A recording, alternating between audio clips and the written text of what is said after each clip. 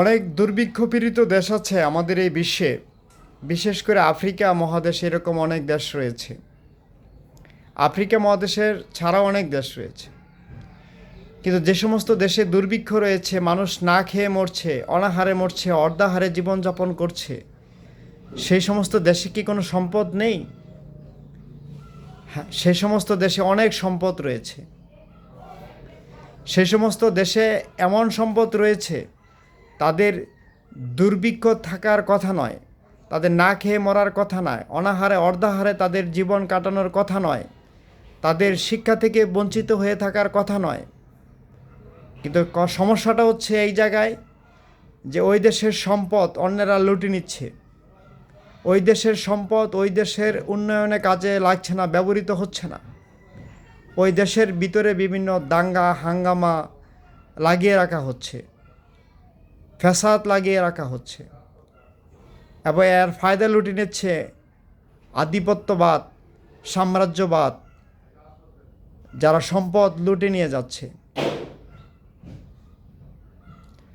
আমরা অর্থনীতিবিদ ডক্টর অমর্ত্য সেন বলেছেন, দুর্ভিক্ষ দেখা দেয় খাবারের অভাবে নয়, সম্পদের সুষম বন্টনের অভাবে। আমাদের পৃথিবীতে, আমাদের দেশে কোথাও সম্পদের কোনো অভাব নেই, কিন্তু সম্পদের সুষম বন্টন হচ্ছে না, যার কারণে দুর্ভিক্ষ দেখা দিচ্ছে। মানুষ না খেয়ে অনাহারে অর্ধাহারে জীবনযাপন করছে, মৌলিক অধিকার থেকে বঞ্চিত হচ্ছে, সুচিকিৎসা পাচ্ছে না, শিক্ষা পাচ্ছে না।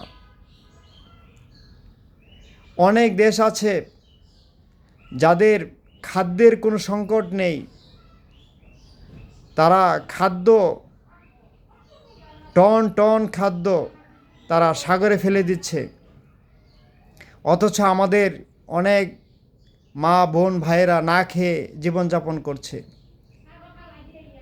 আমরা যেই খাবারটা সমুদ্রে ফেলে দিচ্ছি, বলছি এটার মেয়াদ শেষ, আমরা যদি ওই মেয়াদ উত্তীর্ণ খাবারটাও যদি আমরা আমাদের দুর্ভিক্ষ পীড়িত মানুষকে আমরা দিয়ে দিতাম, তাহলে না খেয়ে কোনো মানুষ মারা যেত না।